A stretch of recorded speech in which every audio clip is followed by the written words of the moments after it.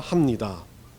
이 소명이라는 단어 성경에서 많이 나오는 단어 중에 하나입니다. 영어 번역으로는 calling이라고 이야기하고 우리 한국어로는 부르심이라고 그렇게 말하기도 합니다. 하나님께서 우리를 부르신 그 부름이 바로 소명이라고 이야기합니다. 하나님께서 우리에게 부르신 부름이기도 하겠지만 많은 사람들은 그냥 불러준 것만으로 소명이라고 하는 게 아니라 그리스도인한테 참 잘못되어 있는 것이 하나 있다는 건 부르심을 받았습니다. 구원을 받은 것으로 소명이라 생각하는데 구원을 받았다면 구원을 받은 그에게 하나님께서 하시는 명령이 있다는 거죠. 하나님께서 그에게 주신 책임감이 있다는 겁니다. 부여된 그 책임감이 저는 소명이라고 생각합니다. 그냥 단순하게 하나님 앞에서 내가 구원받았다는 기쁨, 감사, 찬양 이것은 소명이 아닙니다. 당연히 있어야 될 일이라면 그것을 하는 모든 삶의 과정과 그것을 위해서 우리의 받았던 구원을 지켜가며 하나님의 명령을 마무리하는 모든 것들, 그것을 이 땅의 삶의 모든 것들을 우리는 그리스도인으로서 소명이라고 말하는 겁니다. 그래서 많은 사람들은 이 콜링, 부르심이라는 이 단어에 대해서 너무나 감격하고 좋아하지만 이것이 얼마나 무겁고도 무거운 단어인지 우리는 잘 이해하지를 못하는 것 같습니다. 가장 행복한 단어입니다. 가장 존귀한 단어이고 거룩한 단어입니다. 그와 함께 가장 무겁고도 가장 우리에게 있어서 가장 하나님께서 주시는 가장 큰 책임감의 단어가 소명이라고 생각합니다. 우리의 부르심은 어떤 고귀한 것들보다 값진 것입니다. 이 땅에서 부르신 그 부름은 하나님의 백성으로 살아가는 그 부름은 어떤 것과도 바꿀 수 없는 비교할 수 없는 은혜이기도 합니다. 그러나 그 부름에 우리는 합당하게 살아가는 자녀인지를 다시 한번 생각해 봐야 됩니다. 우리는 하나님의 백성으로서 고린도후서 15장 17절 말씀을 기억해야 합니다. 우리 다 같이 한번 암송하시는 분들도 있으시죠? 암송하셔도 좋고 읽으셔도 좋습니다. 우리 다 같이 한번 읽어봅시다. 그런즉 누구든지 그리스도 안에 있으면 새로운 피조물이라 이전 것은 지나갔으니 보라 새 것이 되었도다. 소명이란 이 단어는 고린도후서 5장 7절의 말과 똑같은 겁니다. 주님께서 우리를 부르신 그 부름에 우리는 이전 것이 지나간 존재로 살아드리는 삶의 방식, 그 부름에 응답하여 살아가는 모든 삶이 소명이라는 겁니다.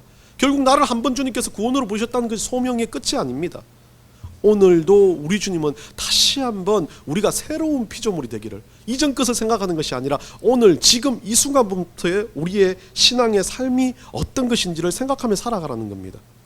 그러니까 소명을 받은 자, 소명자는 어떤 세상에서 말하는 실패도 겪을 수 있고 낙심도 겪을 수 있으면 결코 그 실패와 낙심으로 끝나버리는 인생이 아니라 그 모든 것을 뛰어넘는 구원받은 백성으로서의 삶을 살아드리는 것, 그게 소명자라는 겁니다. 그래서 제가 너무나 존경하는 오카는 목사님은 그 설교의 한 부분에, 제가 기억나는 그 설교의 한 부분이 그래요. 짤로도 돌아다닐 건데 유튜브에서 그 오카는 목사님이 소명에 대해서 이야기를 하면서 이렇게 말합니다. 진정한 소명자는 낙심하지 않습니다. 소명을 받은 사람은 낙심은 들어올 수 있고 실패도 들어올 수 있고 어쩌면 세상이 말하는 기준에서 너무나 부족한 인생을 살 수도 있고 연약한 인생을 살 수도 있고 고난받는 인생을 살 수도 있지만 그 모든 일로 인해서 낙심하지 않는 것, 그 모든 인생의 그 모든 것들로 인해서 포기하지 않는 것, 그것을 소명자라고 이야기합니다. 저도 마찬가지입니다. 고난과 아픔과 동일한 많은 일들이 있겠지만 그 모든 일에서 세상과 우리가 분리된 하나는, 우리가 새로운 피조물이 되었다는 그 증거 하나는 우리는 그것들에 대해서 낙심하지 않는다는 겁니다. 다시 살아들이기 위해서 노력하고 다시 주님 앞에서 그것들을 보면서 용기를 가지고 은혜를 누리면서 아주 힘든 고난의 상황 가운데서도 감사할 수 있는 것, 그것이 소명자의 모습이라는 겁니다. 그런데 오늘 제목을 제가 소명과 사울의 이야기를 하는데 소명과 자명이라는 제목을 정했습니다.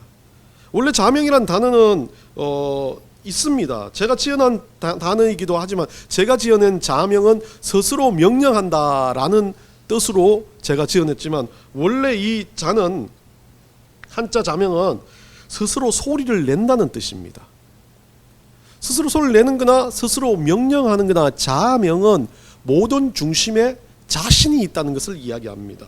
스스로 자기의 일에 합리화를 하는 것, 스스로 하나님 일에 대해서 나는 이렇게 하고 있으라고 스스로 자기 합리화를 만드는 것들을 자명이라고 생각을 합니다. 결국 그러다 보니까 우리가 예수님을 믿고 살아가는 삶의 현장에서 소명보다는 자명이 훨씬 많습니다. 내가 판단하고 내가 결정하고 내가 가는 길에 대해서 내 스스로가 책임집니다. 그러나 하나님 명령에 대해서는 스스로가 책임지지 않습니다. 그것에서 따르려고 하지 않습니다.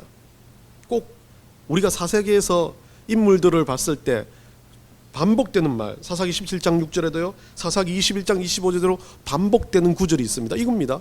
사무엘이라는 사무엘이 사울이라는 이스라엘 왕을 세우기 전에 어땠습니까? 우리 나같이 한번 읽어봅시다. 그때 이스라엘의 왕이 없으므로 사람이 각기 자기의 소견에 옳은 대로 행하였더라.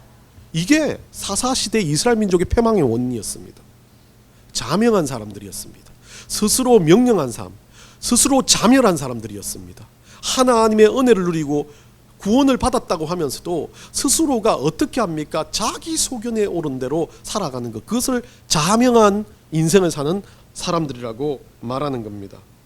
자명은 자신의 뜻이 먼저고 자신의 이익이 우선이고 자신이 살아가는 삶의 현장이 우선입니다. 그러다 보니까 그 삶의 현장에 우리 하나님 주신 소명이 들어올 수가 없습니다. 내가 그 삶의 주인이 되어버렸으니까요. 어느덧 그 삶의 주인공이신 예수 그리스도와 우리 하나님이 아니라 내가 그 삶의 주인이 되어서 청지기가 아니라 주인된 삶을 산다면 그것은 소명받은 자가 될 수 없다는 겁니다. 하나님의 부르심은 우리의 모든 삶에서, 우리가 살아가는 모든 인생에서 내가 아니라 하나님이 우선순위가 되는 것, 하나님의 영광을 위해서 살아드리기 위해서 안간힘을 쓰는 것, 그것을 소명자라고 이야기할 수 있다는 겁니다. 오늘 사울을 통해서 우리가 한번 소명에 대해서 다시 한번 생각해보고 어떻게 스스로 자멸하는지에 대한 부분들을 한번 생각해보고자 합니다.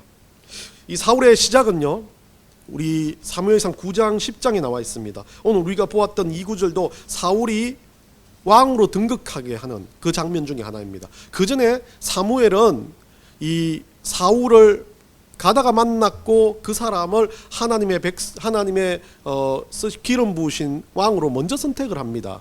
그리고 사무엘 10장 6절에 보면요, 우리 다 같이 읽어봅시다. 내게는 여호와의 영이 크게 임하리니 너도 그들과 함께 예언을 하고 변하여 새 사람이 되리라. 사울이 어떤 존재라는 개념을 가지고 있지 않았습니다. 하나님이 선택하신 그 왕이라고 생각했고 사무엘은 기름 부어서 그 사람이 어떻게 돼요? 여호와의 영이 임해가지고 크게 변화될 그런 인물로 선정을 합니다. 그렇게 해서 사울은 왕으로 등극되었고 사무엘상 10장 17절 27절 11장 보면 이 사무엘이 왕으로서의 역할을 잘 감당을 합니다. 초반에는요, 이 사울이 어떤 다른 왕들과 달리 첫 번째 왕으로서는 암몬과의 전쟁에서 이 야베스 길레앗을 구원하면서 전쟁의 승리를 가져옵니다. 오늘 본문에 여러분들이 보았듯이 사울은 어떤 존재였습니까? 처음은 겸손해 보이는 존재와 같습니다. 근데 그 이야기도 조금 이따 우리가 이야기하겠지만 그렇게 숨어있고 그렇게 자신이 스스로가 왕으로서 역할이 감당이 안 되는 사람이었습니다. 그런데도 왕으로 공식 선포되고 오늘 미스바에서 사무엘이 오늘 본문의 말씀처럼 왕으로 선포되고 난 뒤에 사울은 정말 뛰어난 왕처럼 전쟁에서도 이기고 그 전쟁 가운데 백성이 신뢰를 받으면서 또다시 하나님께서 자기와 함께 하시는 것에 대해서 이스라엘 백성과 공유를 하는 왕이었습니다. 그래서 사무엘 13장 14장에 보면 사울이 이제 초기 통치를 할 때 블레셋과의 전쟁에서도 이깁니다. 그리고 요나단이라는 그 아들이, 걸출난 아들이 블레셋의 진영에 기습 공격을 하며 전략적으로 성공을 하는 역할들도 합니다. 근데 여기서부터 문제가 시작됩니다. 이때 전쟁에 승리하면서 사울은 어떤 것을 겁니까? 전쟁 가운데 이 맹세라기보다는 약간의 서원과 같아요. 서원도 아니었어요. 하나님 두고 한 것도 아닙니다. 그 군대를 두고 맹세라는 겁니다. 저녁까지 아무도 먹지 말라, 아무것도 먹지 말라고 그렇게 했는데 그 맹세가 하나님을 두고 하는 기도나 그런 것이 아니라 꼭 자기 스스로가 무언가를 하기 위해 선포한 사람과 같은 모습입니다. 그러다 보니까 어떻겠습니까? 군대가 먹지 않으니까 그때부터 전쟁에서 실패를 하는 그런 일들이, 위기에 몰리는 일들이 일어납니다. 이 사무엘상 13장 14장에서 사울이 보여주었던 가장 중요한 건 뭐 스스로 선포하고 이런 문제가 아니었습니다. 오늘 13장에 나오는 제사의 사건.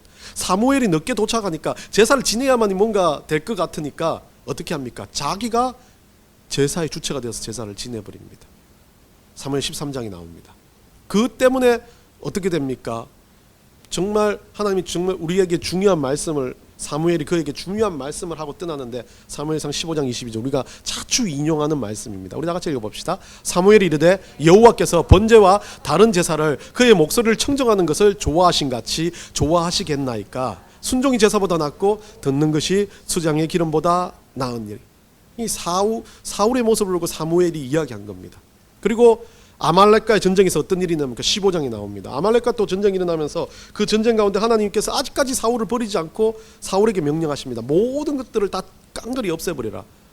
진멸이라는 그것을 하라 그러는데 이유는 그거였습니다. 그들을 살려두거나 그들을 가지고 있는 전리품들을 취하면 그들에게 가지고 있었던 우상들과 불순종의 찌꺼기들이 달아올 것을 알고 하나님께서 그것에 대해서 명령했어요.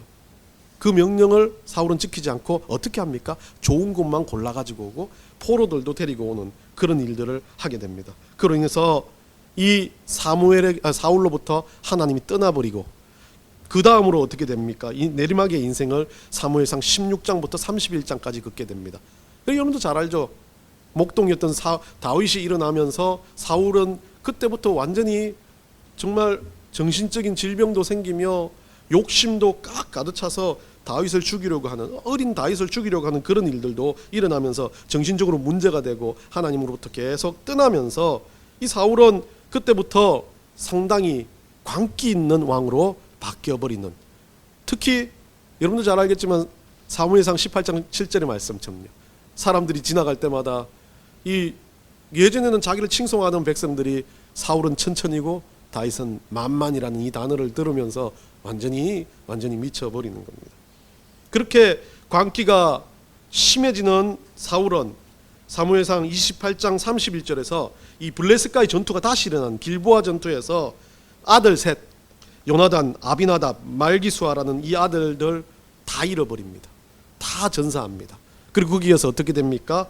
사울도 도망가다가 블레셋으로부터 도망가다가 자기도 자기 옆에 있는 이 자기를 따르는 비서와 같은 젊은 아이한테 칼을 주고 자기를 죽이라고 말하는, 그렇게 인생을 마감하는 사무엘상 31장 4절에서요. 그 자살이죠. 자살로 마감하는 인생을 맞이하게 됩니다.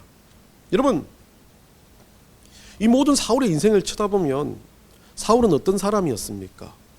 저는 많은 사람들이 다윗과 사울을 비교하지만 우리가 다윗도 조금은 다음번에 이야기해 볼 수 있겠지만 다윗과 사울이 다를 게 없습니다. 시작은 사울도 부르심을 받은 사람이었습니다. 그의 인생은 처음부터 잘못되어 있는 인생은 아니었습니다. 부르심을 받고 기름 부음을 받아 하나님 앞에 그래도 신앙이란 걸 보여주는 부분도 있었다는 겁니다. 그런데 그가 소명을 잃어버리고 자신의 욕심과 욕망을 따르는, 자신의 자명을 따르는 인생이 되어버린 것 때문에 하나님을 떠나게 된 겁니다. 자명은 유난히 우리 인생 가운데 힘들고 어려울 때보다 잘 나가고 괜찮을 때 더 우리에게 커집니다. 내가 할 수 있다는 생각이 들기 때문에 그렇습니다. 사울을 왕으로 세우는데 어쩌면 그 사울이라는 사람이 너무나 잘생겼고 대단한 사람이었습니다. 오늘 본문에서 읽었지만 남들보다 어깨 위에 있었던 사람이 어떻게 그 이상한 근처더미 같은 데 숨어 있어서 그 쓰레기더미 위에서요. 다 표가 나죠. 그런 거 있지 않습니까? 곰이 숨을 때 머리를 파묻고 엉덩이 내놓는 것처럼 그랬던 모습인 것 같아요. 그 사울을 처음은 많은 사람들이 외모나 모습으로도 전쟁에 승리한 사울을 얼마나 칭송을 했습니까? 그러다 보니까 거기에 취해서 욕심이 들어오고 교만이 들어왔던 겁니다. 우리는 인생을 살아가면서 우리 인생 가운데 가장 자멸하기 쉬운 때가 우리가 성공 가도를 달릴 때라는 것을 기억해야 됩니다. 실패하고 고난받으면요, 여러분 아시겠지만 눈물을 흘며 기도하는 사람은 절대 자멸할 수가 없습니다. 안 되니까요. 누구도 나를 들어주지 않고 누구도 나의 그 가는 길이 잘 될 거라고 보지 않는 그 상황에서는 하나님만 붙들 수밖에 없는 겁니다. 그런데 성공을 하고 있다면 자신을 믿기 시작합니다. 자신이 잘할 거라고 생각합니다. 사울도 마찬가지였을 겁니다. 처음은 교만하지 않은 사람처럼, 겸손한 사람처럼 보여졌겠지만 그 겸손의 모습에 이 사울이 자명할 수 있었던 이유가 나옵니다. 우리 사무엘상 9장 21절 한번 읽어봅시다. 다 같이 읽습니다. 사울이 대답하여 이르되 나는 이스라엘 지파의 가장 작은 지파 베냐민 사람이 아니니까 또 나의 가족은 베냐민 지파 모든 가족 중에 가장 미약하지 아니하니까 당신이 어찌하여 내가 이같이 말씀하시니까 하니. 이 말씀 그냥 읽어보면 겸손해 보입니다. 미약합니다. 좀 연약합니다 라고 이야기합니다. 그런데 우리가 똑같은 행동을 하고 있습니다. 우리가 기도할 때 하나님 저는 못합니다, 약합니다 라고 이야기할 때 당연히 우리에게 명령은 주어졌습니다. 사울에게 기름도 부어졌고 사무엘이라는 선지자가 사울을 세우겠다고 했습니다. 그건 하나님 명령이었습니다. 그 부르심을 받았던 이 사람이 어떻게 말하는 겁니까? 나는 초라합니다. 모세가 나는 입이 어눌해서 말을 전하지 못한다는 그 말과는 다른 겁니다. 그때 하나님 제단 숯불을 떼었던 것처럼 그 하나님이 모세를 쓰기 위해서 하나님 바꾸신 것과 달리 사울은 자기의 능력이 있고 자기가 가진 달란트가 있는 사람인데 어떻게 말합니까? 자기는 미약한 존재라고 이야기합니다. 세우겠다고 했는데 미약한 존재라고 이야기하는 건 어떤 것입니까? 사울이 가지고 있는 개념입니다. 성공에 대한 개념입니다. 요만큼 잘 나가야만이 할 수 있는 정도, 정말 더 전쟁도 잘하고 대단해야만이 할 수 있다는 그 근거 자체가 믿음의 근거가 아니라 세상에 가지고 있는 스스로가 판단하는 근거였다는 겁니다. 그것을 더 잘 보여주는 게 사무엘상 9장 25절 26절입니다. 우리 나같이 한번 읽어봅시다. 그들이 산방에서 내려 성읍에 들어가서는 사울이 사울과 함께 지붕에서 담화하고 그들이 일찍 일어날새 동틀 때쯤이라 사무엘이 지붕에서 사울을 불러 이르되 일어나라 내가 너를 보내리라 하매 사울이 일어나고 그 두 사람과 사울과 사무엘이 함께 밖으로 나가서. 자, 이 말씀은 그렇게 베냐민 지파에서 일어나는 나는 너무 연약한 존재입니다 라고 이야기했는데 두 사람이 그렇게 할 말이 많아서 처음 만났습니다.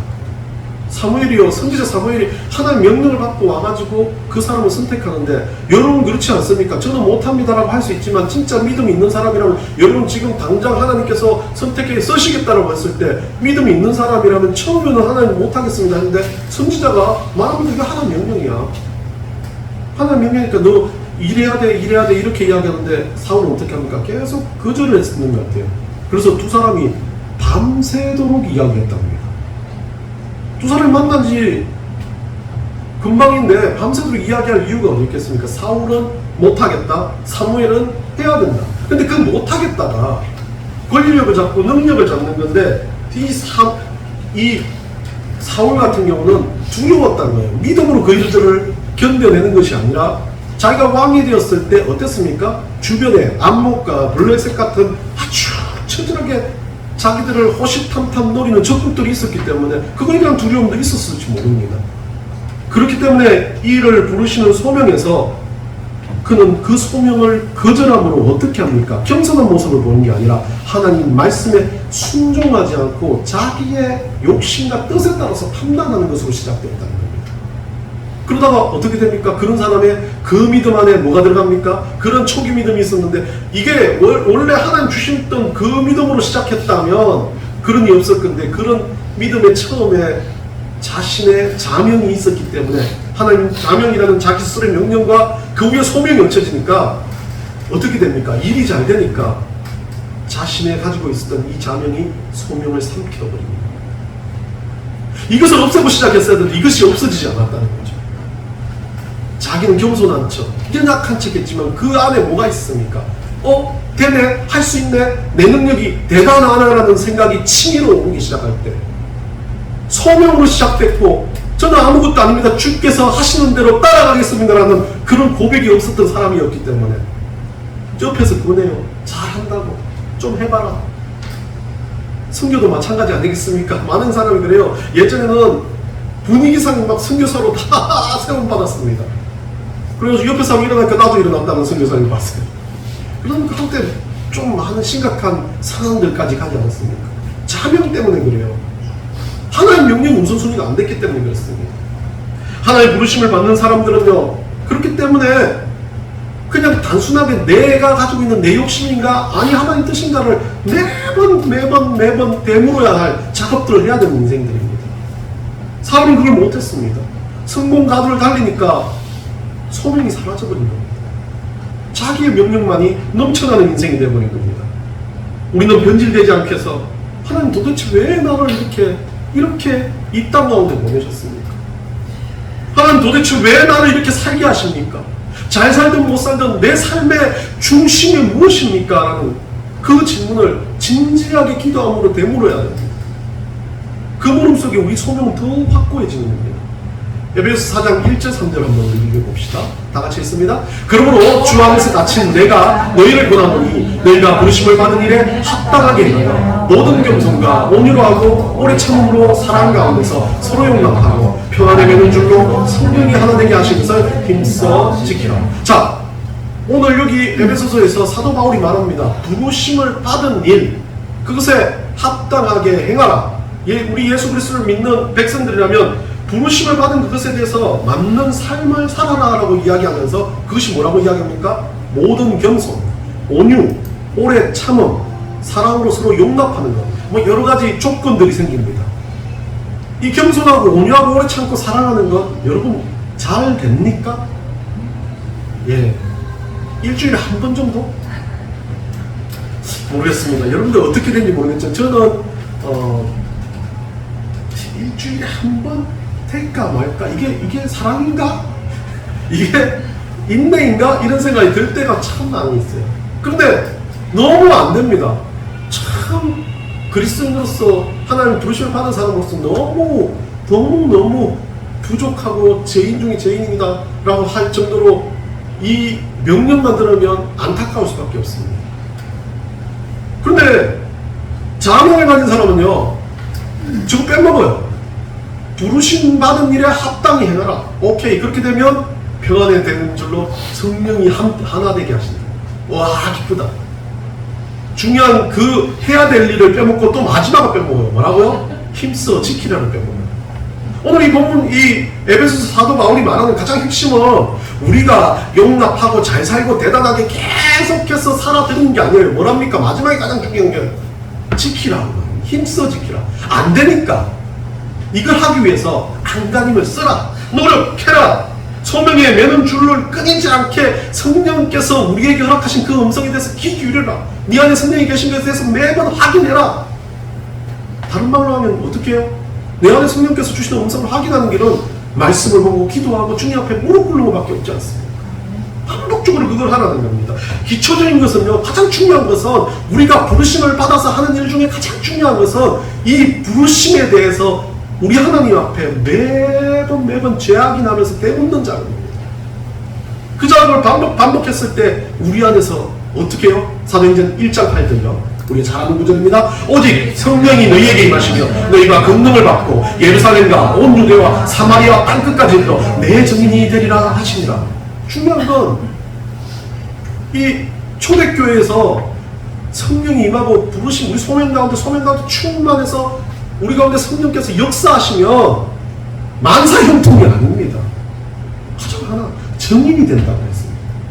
증인의 삶을 살게 된다고요. 소명자는요, 증인의 삶입니다. 소명자는 예수 그리스도를 자랑하는 삶입니다. 소명자는 예수 그리스도에 관심이 있는 사람입니다. 소명자는 예수 그리스도 빼고는 이야기 아무것도 할 게 없는 사람이라고 이야기하는 겁니다.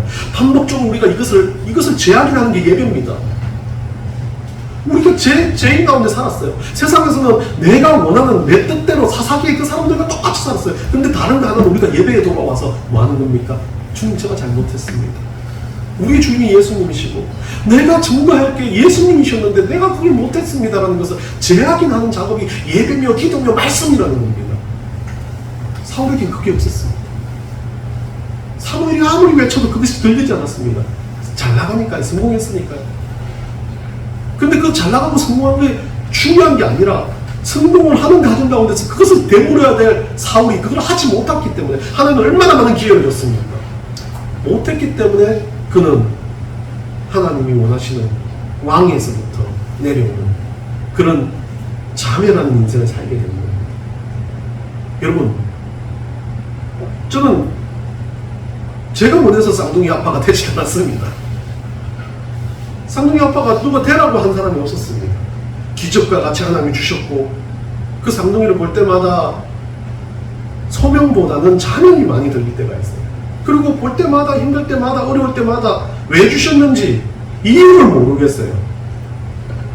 그리고 이왕이면 좀 더 여유로운 집에 가가지고 잘 살면 되지, 없는 집에 와가지고 크는데도 뭐 다 만족밖에 이렇게 채워지지도 못하지 않습니까?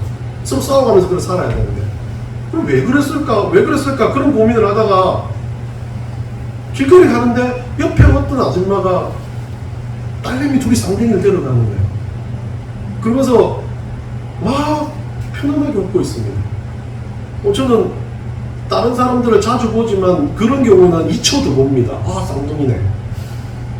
그리고 어디에 또 지나가는데 어떤 사람이 그렇게 말합니다. 욕을 했는지 뭐랬는지 쌍 이러니까 쳐다보게 되는 겁니다.